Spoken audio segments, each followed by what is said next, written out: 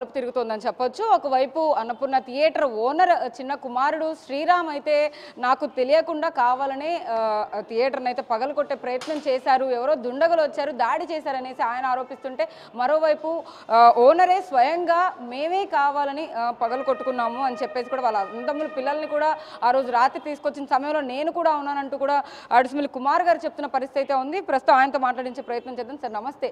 అసలు అన్నపూర్ణ థియేటర్ అంటే దశాబ్దాల నాటిగా ఒక మంచి పేరుంది, అందరికీ కూడా సుపరిచితం విజయవాడలో. అలాంటి థియేటర్ని పగలగొట్టేస్తుంటే అంటే ఫ్యామిలీ గొడవల వల్ల ఇదంతా బయటకు రచ్చవుతుందా, లేకపోతే మీరే కావాలని లాభాలు నష్టాలు చూడలేకనే పగలగొట్టుకునే ప్రయత్నం ఏమైనా చేశారా? సరే అమ్మా, మీరు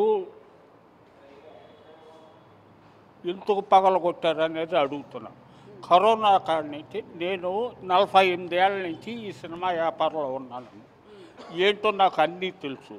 ఈ రోజున ఒక 5 ఇయర్స్ నుంచి కనీసం ఓనర్కి 100 రూపాయలు కూడా ఇన్కమ్ లేదు. అయినా సరే నా దగ్గర బతికిన స్టాఫ్ వీళ్ళందరి కోసం సినిమా ఫీల్డ్ ఇంకా డెవలప్ అవుతుందేమో చూద్దాము అని రోజు చూస్తున్నాం. నేను ఏమి చేయకపోయినా సరే మంత్లీ 2 lakhs కట్టాలమ్మా గవర్నమెంట్కి. కరెంటు బిల్లే 1,30,000 కంపల్సరీ. నేను వాడకపోయినా కట్టేయాలి. నా దగ్గర 4 పర్సన్స్ మినిమం స్టాఫ్. ఒకప్పుడు నా దగ్గర 50 మంది స్టాఫ్ ఉండేవారు.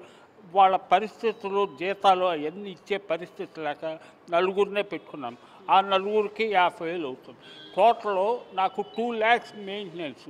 ఏ సినిమా వేసినా వేయకపోయినా వాళ్ళు వచ్చే సినిమాలు ఏంటమ్మా, పోస్టర్ వేస్తే పోస్టర్ డబ్బులు కూడా రావట్లేదమ్మా. నేను 8 షోలు రన్ చేస్తే టోటల్ 8 షోల మీద 50 ఆడియన్స్ వస్తున్నారమ్మా.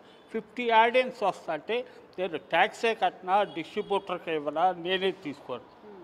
అలాంటప్పుడు ఏ ఓనర్స్ అయినా, నేనే కదమ్మా, ఏ ఓనర్స్ అయినా. మీ చిన్న కుమారుడికి ఎంతవరకు బాగా ఉంది, అతను చెప్పే విషయాలన్నీ కూడా ఎంతవరకు నిజాలు అంటారు? అంటే అతను ఏమంటున్నాడంటే తాళాలు పగల కొట్టిన విషయం దగ్గరకు వస్తే తాళాలు వాళ్ళ దగ్గర ఎందుకు లేవు, ఎందుకు పగల కొట్టాల్సి వచ్చిందని అడుగు చెప్పారు.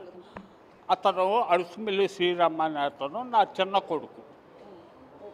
తండ్రిగా కొడుకుగా లేదు థియేటర్లో మేనేజ్మెంట్ చేస్తున్నాను కాబట్టి వస్తాడు, వెళ్తాడు, చూస్తాడు, ఇవన్నీ చేస్తాడు. కొడుకు ఉన్నాడు. సపోజ్ నేను ఒక 1 వీక్ రాలేదనుకున్నా, ఒక 50,000 క్యాష్ ఉంది. నా కొడుకు కాబట్టి అతనికి ఇస్తాడు, కానీ అతను ఓనర్ కాదు, ఏది కాదు. అతను ఏం ఖర్చు పెట్టట్లేదు అంటే మీరు ఇస్తేనే డబ్బులు థియేటర్ ఖర్చు పెట్టి కరెంటు బిల్ కట్టడం. అంతేగాని ఆయన పర్సనల్గా ₹1 కూడా థియేటర్కి ఖర్చు పెట్టింది లేదు. ఆయనకి థియేటర్లో అధికారం లేదు. ఆయనకి ఏవి ఆథరైజ్డ్ లెటర్ ఇవ్వలేదు. ఆయన థియేటర్లో పార్ట్నర్ కాదు. ఆయన కావాలని మరి ఆయన మైండ్ సెట్ ఏంటో నాకైతే అర్థం. నేను ఇన్ని రోజులు చాలా ప్రయత్నం చేశాను. ఆయన మాట్లాడతానమ్మా. ఏమంటాడంటే ఆయన కాన్సెప్ట్ అది. అంటే పగలగొట్టిన రోజు మిమ్మల్ని అప్రోచ్ అయితే మీరు కూడా కంప్లైంట్ ఇవ్వను అన్న అని చెప్పారనేసి అవన్నీ ఒత్తిడారమ్మా. నేను వెళ్ళి కంప్లైంట్ నేను ఇచ్చినట్టు 3 టౌన్ సిఏ గారిని కలిసి జరిగింది చెప్పాను. సార్ పలానా వ్యక్తులు మేము అందరం కలిసి నాకు ఆరోగ్యం బాగోక నా తమ్ముడిని, నా కొడుకుని, నా తమ్ముడు కొడుకుని, నా అల్లుడిని వీళ్ళే ఉన్నారు సార్. అసలు బయట గూండాలు అనేది ప్రసక్తే లేదు సార్. గూండాలు పగలగొట్టే ధైర్యం నా సంస్థ మీద ఎవరికి ధైర్యం లేదు. అందులో 3 టౌన్ ఉండగా ఎవరో రారు సార్. మిమ్మల్ని ఎవరో ఇన్ఫ్లుయెన్స్ చేయడం వల్ల ఇలా మాట్లాడుతున్నారు అనే ఆరోపణ కూడా శ్రీరామ్ గారు చేస్తున్నారు. అది ఎంతవరకు నిజం? అంటే మీ స్వతహానే మాట్లాడుతున్నారా లేకపోతే ఎవరైనా మాట్లాడిస్తారా? నేను థియేటర్ ఓనర్ని. దీని కష్ట సుఖాలు ఏంటో నాకు తెలుసు. ఇప్పుడు ఆ సంస్థని పగలగొట్టుకున్నానంటే నేను ఎంత పగలగొట్టుకుంటామా, ఎంతో ప్రేమ థియేటర్లు అంటే. కానీ వాళ్ళ కాన్పట్టు ఉంది. కనీసం నాకు మంత్కి 500 కూడా ఇన్కమ్ రావట్లేదు. ఇంకా నేను ఎన్నాళ్ళని వెయిట్ చేస్తానమ్మా. ఇప్పుడు థియేటర్ పరిస్థితి ఏంటంటే మొత్తం మీద ఇప్పుడు థియేటర్ని కంప్లీట్గా చేసేసి మొత్తం అంతా మళ్ళీ కొత్త కడదాం అనుకుంటున్నారు లేకపోతే? కాదమ్మా, నేను మొత్తం తీసేసి కాంప్లెక్స్ కానీ లేకపోతే సేలు కానీ నాకు థియేటర్ ఇంకా లేదంటారా? ఇంకా ఉండడం. ఇప్పుడు అన్నపూర్ణ థియేటరే కాదమ్మా, మీరు ఒక 1 ఇయర్లో విజయవాడలో చాలా ఇప్పుడు అప్సరా ఉంది, నాకన్నా 2 ఇయర్స్ ముందుగా వచ్చింది. వాళ్ళు కూడా రెడీ అవుతున్నారు. మీకు తెలవదేమమ్మా, 3 months నుంచి స్క్రీన్ చేయట్లేదు. ఇలాగ అందరు నేనే కదమ్మా, ఏపీ మొత్తం ఇదే పరిస్థితి. లేకపోతే నాకు ఇన్కమ్ వస్తుంటే నేను పగలగొట్టుకోవాల్సిన అవసరం ఏంటమ్మా చెప్పమ్మా. సో అయితే మొత్తం మీద అంటే ఆ రోజు థియేటర్ పగలగొట్టినప్పుడు కూడా కొంతమంది ఉన్నారంటే వాళ్ళ అన్నదమ్ముల పిల్లలే వచ్చారు అని చెప్పేసి ఒకవైపు శ్రీరామ్ గారు ఆరోపిస్తుంటే ఇక్కడ సొంత అన్నయ్య శశి మోహన్ గారు కూడా ఉన్నారు. చెప్పండి సార్, అసలు ఆ రోజు దాడి చేశారని ఆయన అంటున్నారు, మీరు స్వతహాగా మా సొంతగా మేమే వచ్చామని చెప్పేసి చెప్తున్నారు. అసలు ఆ రోజు ఏం జరిగింది, శ్రీరామ్ గారు ఎందుకు అలా మాట్లాడుతున్నారు? శ్రీరామ్ అనే వ్యక్తి అతని ఇంటెన్షన్ ఏంటో మాకు తెలియదండి.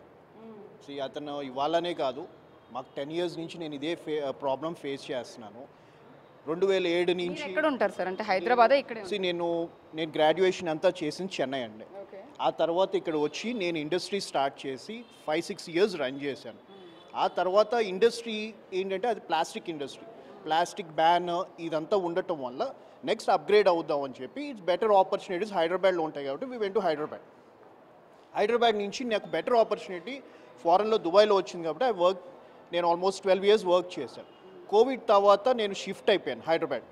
లాస్ట్ 6 years నుంచి I have my own business. So నేను ఇక్కడ నాన్నగారిని చూడటాను కానీ అప్పుడప్పుడు వస్తాను. ప్రొఫెషనల్గా నేను అక్కడ బిజీగా ఉంటాను కాబట్టి వస్తూ ఉంటాను, కమ్యూనికేట్ చేస్తూ ఉంటాను, వాళ్ళకి కావాల్సిన ఫెసిలిటీస్ చూస్తూ ఉంటాను. సో ఇవన్నీ జరుగుతూ ఉండగా నాన్నగారు ఒకరోజు ఇట్లా ఇబ్బందిగా ఉంటుంది అనే దాంతో నాతో డిస్కస్ చేయటం వల్ల నా ఫ్యామిలీ మెంబర్స్ అందరితో డిస్కస్ చేసింది ఎందుకు నేను ఇన్వాల్వ్ అయ్యానంటే ఆయన నాకు కాల్ చేసి, నాన్న శ్రీరామ్, నేను ఫస్ట్ ఆఫర్ చేసింది శ్రీరామ్ అనే వ్యక్తి విజయవాడలో ఉంటాడు కాబట్టి ఆయన్ని తీసుకోమనంటే లేదు అతనికి వద్దంటున్నానా, నువ్వు తీసుకో, ఇది థియేటర్ అనే వ్యక్తి నీకు అన్నకి ఇచ్చేయండి అని తను ఓన్గా మా ఫాదర్కి చెప్పటం వల్ల ఆయన నాకు అప్రోచ్ అయ్యి థియేటర్ని తీసుకోనానా నీకు ఇస్తానంటున్నారంటే మా జాయింట్ ఫ్యామిలీ ఇది అవటం వల్ల మా బ్రదర్స్ కానీ మా బాబాయ్ వాళ్ళతో అంతా కూర్చుని సార్ట్అవుట్ చేసుకుని దీని ముందుకు ఎట్లా తీసుకెళ్లాలంటే మేము రెన్యువేషన్ చేసి ఇవన్నీ చేయటం వల్ల బిజినెస్ బాగోపోవటం వల్ల నాన్నగారు అడ్వైజ్ ఏంటంటే కమర్షియల్ కాంప్లెక్స్ అన్నా లేదంటే డిస్మాండిల్ చేసేసి వీల్ సేల్ అన్నారు. సో దాని ప్రాసెస్లో మేము లాస్ట్ 1 year నుంచి మేము ట్రావెల్ చేస్తున్నాం. So that is the reason నేను ఇన్వాల్వ్ అవుతున్నాను దీంట్లో. సో ఈ ప్రాసెస్లో ఏంటంటే మాకు ఆల్రెడీ పార్టీస్ వచ్చి ఉన్నారు. సో ప్రతి పార్టీని థ్రెటన్ చేయటం, వాళ్ళకి సోషల్ మీడియాలో పెట్టి అల్లరి చేయటం, మాకు అబ్యూజ్ మెసేజెస్ పంపించటం, ఫ్యామిలీ మెంబర్స్ని అందరినీ లేడీస్ని కానీ వాళ్ళ సిస్టర్ ఇన్ లాస్ని కానీ అబ్యూజ్ చేయటం. సో ఇట్లా చాలా ఘోరంగా చేస్తున్నాడు. మాకేంటంటే మాకు అందరికన్నా చిన్నాడు శ్రీరామ్ అనేది. సో మాకేంటంటే కొంచెం చిన్నప్పటి నుంచి ఆ ప్యాంపరింగ్ దాంతో ఏదో ఒక రోజు తెలుసుకుంటారనే దాంతో నాన్నగారు మీరు ఎవరో ఆవేశపడి మాకండి, నేను అన్ని సార్ట్అవుట్ చేస్తాననే దాంతో చాలా ఆఫర్స్ ఇచ్చారు. నీకు ఎక్కువ కావాలా, ఎక్కువ ప్రాపర్టీ షేర్ ఇస్తాను. ఎన్నిసార్లు కూర్చొని ఇలా మాట్లాడుకుని ఉంటారు? 1 year అండి. ఎవ్రీడే నాన్నగారు మాట్లాడుతున్నారు. వాళ్ళ ఫ్యామిలీలోంచి పెద్ద మనుషులు వచ్చారు, మా సొసైటీలో ఉన్న పెద్ద మనుషులు అందరూ కూర్చోబెట్టారు. ఎవరి మాట వినడు. సో దాన్ని సార్ట్అవుట్ చేయకుండా దాన్ని ప్రతిదీ ఏంటంటే ఒక హెరాస్మెంట్ లాగా తీసుకుని ఒక 6 hours 7 hours కూర్చోబెడతాడు, ఇప్పుడే వస్తానంటాడు, వెళ్ళిపోతాడు. సో ఇది జరుగుతూ ఉండగా మనం ప్రాసెస్ ఏంటంటే నాన్నగారు ఇంకా నా ప్రయత్నం అనేది ఫెయిల్యూర్ అయిందన్న, so you can go head అనేది పర్మిషన్ ఇచ్చినప్పుడు నెక్స్ట్ ప్రాసెస్ ఏంటంటే డెమాలిష్ చేయాలి. డెమాలిష్ చేస్తున్నప్పుడు మేము ఈ ప్రాసెస్లోకి అందరు పర్మిషన్స్ పార్ట్నర్స్ తీసుకుని ఒక లెటర్ ఫార్మాట్ చేసి మనం పోలీస్ డిపార్ట్మెంట్ని అప్రోచ్ అవుతే ఇది ప్రైవేట్ ప్రాపర్టీ అండి, సో ఈ బిజీ ఏరియా కాబట్టి మీకు డిస్టర్బెన్స్ లేకుండా మీరు నైట్ పూట చేసుకుంటే బెటర్ ఉంటుంది అని. ఆ రోజు మంచిది, మేము కంప్లీట్ డెమాలిష్ చేయడానికి ఏ రోజు ప్లాన్ లేదమ్మా. మేము చేయడానికి ప్రత్యేకంగా వేరే కారణం ఏం లేదమ్మా. ఇప్పుడు అందరూ ఉన్నారు, మేము సీసీ కెమెరాలు ఫుటేజ్లు చూసి ఇప్పుడు మేము కనపడకూడదంటే ఏదే అసలు మేము సైట్లోకి ఎందుకుంటాం, ఆ డిస్టర్బెన్సెస్ రాకూడదని చెప్పి మేము ఆన్ సైట్ ఉన్నాం. సో ఇట్లా ఎలిగేషన్స్ వస్తాయని మేము నిజంగా చేయాలనుకుంటే మీరు న్యూస్ ఛానల్స్ మేము ఆన్ సైట్ ఎందుకుంటాం. ఇప్పుడు ఆయన ఉన్నారు, ఆయన హెల్ప్ఫుల్గా నాన్నగారు ఉన్నారు, నాన్నగారికి హెల్త్ కండిషన్ బాగోక 12 o'clock 1 o'clock వచ్చి మేము ఇక్కడ చేయలేం. సో ఆయన సపోర్ట్గా ఒక పార్ట్నర్ సన్ అయినా మా బాబాయ్ ఒక పార్ట్నర్, మా చిన్న బాబాయ్ చనిపోయారు, నందు గారు వాళ్ళ ఫాదర్ చనిపోయారు. సో నందు రిప్రజెంట్ చేస్తున్నాడు. సో అందరు పార్ట్నర్ సమక్షంలో గోర్ల జయప్రకాష్ అనే ఆయన మా బ్రదర్ ఇల్లా. సో ఆయన డాక్టర్, సో డాక్టర్ ప్రొఫెషన్ అయి ఉండి ఇట్లాంటి పనులు చేస్తారు అని నేను బీటెక్ చేస్తున్నాను. అంటే అతన్ని చంపించడానికి ట్రై చేశారు, అతని మీద ఏదో మర్డర్ అటెంప్ట్ చేశారు అనేసి కూడా అంటూ మమ్మల్ని చూస్తే మేము చంపించేవాళ్ళు లాగా ఉన్నామా? మీ మీద నేను మర్డర్ అటెంప్ట్ చేస్తే నా మీద మీకు అనుమానం ఉంటే మీరు ఏం చేస్తారు? ఎవరైనా పోలీస్ స్టేషన్కి వెళ్ళి పెడతాను కదా. అట్లీస్ట్ ఆ రిపోర్ట్ అన్న ఉందేమో సిఐ గారిని అడగమనండి. ఏదైనా మర్డర్ అటెంప్ట్ అని అనటం ఎంత కరెక్టు, అది ఆలోచించుకోవాలి మనం. మర్డర్ చేయాల్సిన అవసరం మాకేముంటుంది చెప్పండి? అతనికి ఏంటి ఇది హాల్లో హక్కు లేదు. వాళ్ళ నాన్నగారు, నేను, మా అన్న వారసుడు, మేము ముగ్గురు ఉండగా మాకు అబద్ధం ఆడాల్సిన అవసరం ఏముంది? ఇంకో మనిషిని చంపాల్సిన అవసరం? మా ఆస్తి గురించి మేము ఇంకో మనిషిని చంపుతామా? అడగండి మీరు పబ్లిక్లో, మా స్టాఫ్ని అడగండి. ఎవరో ఒక అతను స్టాఫ్ కూడా అంటే ఇక్కడికి వచ్చి ఎవరో నిద్రపోయే ఒక వ్యక్తి దగ్గర ఫోన్ కూడా లాగేసుకున్నారు అని కరెక్ట్ చెప్తామండి. హాల్లో పడుకునే వాళ్ళకి హక్కు ఉండాలి, ఒక ఎంప్లాయీ అయి ఉండాలి. అంతేగాని మీరు అడగండి. మీరు మీ దగ్గర వీడియో ఉందిగా, అతను పట్టుకొచ్చి బాబు నువ్వు ఈ హాల్లో ఎంప్లాయీవా, పేరోల్లో ఉన్నావా, నువ్వు ఆ రోజు ఎందుకు పడుకున్నావు అడగండి. మీరు చెప్తాడు కదా. నేనే మాట్లాడి ఏంటి బాబు నెక్స్ట్ డే వస్తే ఏం చెప్పాను, మా అన్న పడుకోమంటే నువ్వు వచ్చి పడుకో, మా హాల్లో రేపు డబ్బులు పోయినా అనుమానం పోలీసు వాళ్ళు ఎవరి మీదకి వస్తుంది? నీ మీదే వస్తుంది. చేయబాకాల, మా అన్న చెప్తేనే వచ్చి పడుకోండి మీరు. నేను ఉన్నాను కదా, ఫోను ఓకే పోయింది, మేము వచ్చి బాబు మీ ఫోన్ రీప్లేస్మెంట్ చేస్తాము అన్నాం. మా మూల మీకు ఫోన్ పోయింది, రీప్లేస్మెంట్ ఇస్తాం. మళ్ళీ వచ్చి మీ దగ్గర కంప్లైంట్ చేశాడు అతను, ఫోన్ పోయిన అతను రాలేదుగా. ఇప్పుడు జరుగుతూ ఉంటాయి అలా ఫోన్లు పోవటం. అది దాని గురించి మేము ఏదో చేసాం. మాట్లాడే ప్రయత్నం చేశారా శ్రీరామ్ గారితో? ఏంటి వ్యవహారం, అసలు ఎందుకు ఇంత పబ్లిక్ మాకు అవసరం ఏముందండి? మా అన్నతో మాట్లాడతాను కానీ వాళ్ళ పిల్లలతో అందరితో నాకు అవసరమా? ఇప్పుడు మా అన్న ఒక వాటాదారుడు, నేను ఒక వాటాదారుని, వీళ్ళ నాన్నగారు ఒక వాటాదారుడు. మేము మాట్లాడుకోవాలి కానీ పిల్లలు వచ్చి నా ఇన్వాల్వ్మెంట్ నాకేంటి అవసరం చెప్పండి? మా నాన్నగారు ఈ ఆస్తి ఇచ్చారు నాకు, మా నాన్నగారు నాకు ఈ ఆస్తి ఇచ్చారు, వాళ్ళ నాన్నగారికి ఇచ్చారు, మా చిన్నాన్నకి ఇచ్చారు. అంతేగాని వాళ్ళ పిల్లలు అవసరమా మాకు? మీరు చెప్పండి. మీరే ఆలోచించుకోవాలి. ఏదో ఒకటి చెప్పాడు అని ఆయన ఇంటర్వ్యూల్లో 100 చెప్పాడు. ఆ 100లో ఒకటన్నా ప్రూవ్ చేయమనండి. ఒకటి ఏదో చెప్పాడు కదా, దుండగులు గూండాలు అని మేమే బాబు చేసామని సిఐ గారికి ఆ రోజు చెప్పాం. సిఐ గారే మీరు వెళ్ళి వెరిఫై చేస్తే అదే కమెంట్కి చెప్తారు. కరెక్టే, పవన్ కుమార్ అనే వ్యక్తి నాకు ఆ రోజు ఫోన్ చేశారు, మేమే చేసామండి, గూండాలు కాదు, మీరు రమ్మంటే నేను వస్తాను. నేను చెప్పిన స్టేట్మెంట్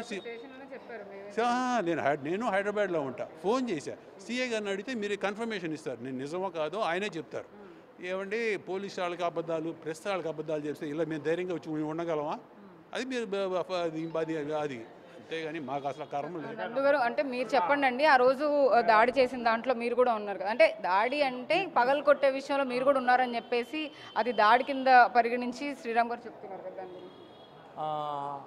అది జరిగిన ఒక 2 వీక్స్ బ్యాక్ పార్ట్నర్స్ అందరూ, మా పెద్దనాన్నగారు, మా బాబాయ్ గారు, మా నాన్నగారు ప్లేస్లో మా అమ్మగారు అందరు కలిసి డెమాలిష్ చేయాలని డిసైడ్ చేశారండి. ఒక రెజల్యూషన్ పాస్ చేసుకున్నారు. Following due course of law procedure ప్రకారం డెమాలిష్ చేయడానికి ఆ రోజు మంచిదని చెప్పి పెద్దనాన్నగారు చెప్తుంటే ఆ రోజు డిసైడ్ చేసుకున్నాము. సో పర్మిషన్ కోసమని పోలీసులకు అప్లై చేశాము. సో సరిగ్గా పోలీసులు అవైలబుల్గా లేకపోవటం వలన we could not complete that action. అందుకని సరే బాబాయ్ ఇంకా మంచిదన్నారు కదా అని ఆ రోజు పోలీసులు ఆఫ్టర్ 12 డెమాలిషన్ చేయమన్నారు కాబట్టి డెమాలిష్ చేశాము. అంటే మరి ఇంకా ఫైనల్ మొత్తం అంతా కూడా ఎందుకు ఇంకా డెమాలిష్ చేయలేదు, సగం వరకే ఎందుకు కదా? అన్ని ప్రొసీజరల్గా తీసుకోవాల్సిన ఏ ఒక్కది ఓవర్ నైట్ చేయలేముగా. ఒక రోజు చేసాం, తర్వాత మెల్లగా ఇంకో ఇది మేము చేయగలం పని కాదు, ఇది వేరే కాంట్రాక్టర్ని పెట్టుకుని మేము డిమాలిష్ చేయించుకుందాం. అంతేగాని ఇప్పుడు ఓవర్ నైట్ మీరు ఏమైనా ఇంత పెద్ద బిల్డింగ్ చేయగలరంటారా? చూడండి ఇది ఎంత పెద్ద స్ట్రక్చర్, ఎంత స్క్వేర్ ఫీట్ ఉంది, ఆ స్టీల్ చూడండి. అంత ఈజీ అయిన పని ఏం కాదు. నైట్ టైం చేసామంటే పబ్లిక్ ఇబ్బంది ఉండకూడదని. లేకపోతే పగలపూడి పోలీసు వాళ్ళు ఓకే అంటే మేము పగలపూటే చేస్తాం. మా ఆస్తి మేము దొంగతనంగా మాకేంటంటే అవసరం? మీకు ఆస్తులు ఉంటాయి కదా, మీరైనా కనుక్కుంటారు, రూల్ కనుక్కుంటారు, ఆ రూల్ బట్టే మీరు ప్రొసీడ్ అవుతారు. దొంగతనంగా చేశారు, నాకేదో ఇబ్బంది. అతనికి ఏంటండి, అతను ఏమైనా ఇన్కమ్ ట్యాక్స్ దీంట్లో కడతాడా? పార్ట్నర్షిప్ డీడ్లో చూపించమనండి, నేను పార్ట్నర్ని అని మీకు పార్ట్నర్షిప్ డీడ్లో చూపించమనండి ఆయన పేరు. ఊరినే నేను పార్ట్నర్ని, నేను మేనేజర్ని, ఆయన మేనేజర్ కాదు, ఏమీ కాదు. మీరు ఎగ్జిబిటర్స్ అసోసియేషన్లోకి వెళ్ళి అడిగితే ఎవరో అని అడిగితే మా అన్నయ్య పేరు చెప్తారు, కుమార్ గారు అని మేనేజింగ్ పార్ట్నర్ అని చెప్తారు. అసలు నేనే వాడాదారని నేనే అలా మాట్లాడను. నేనే ఏమైనా వస్తే మా అన్నకు చెప్తా, అన్నయ్య నువ్వు మాట్లాడు అని. నేను వాడాదారని మొత్తం నేనే రన్ చేశా, ఎంతమందిని పెట్టి రన్ చేశాడంటే ఇద్దరు పాపం ఎంతమందిని ఉద్యోగాలు పోయినాయి, ఎంతమంది ఈ హాల్లో బతికే వాళ్ళు ఎంతమంది ఉద్యోగాలు పోయి. ఫైనల్గా ఇంకా అన్నపూర్ణ థియేటర్ అయితే డిమాలిష్ చేయడానికి డిసైడ్ చేసేసినట్టు 200%. మీరు 200%. మీరు వచ్చి 2 months తర్వాత మీరు మళ్ళీ ఫోటో తీసుకోండి, మీకే తెలుస్తుంది కదా అది.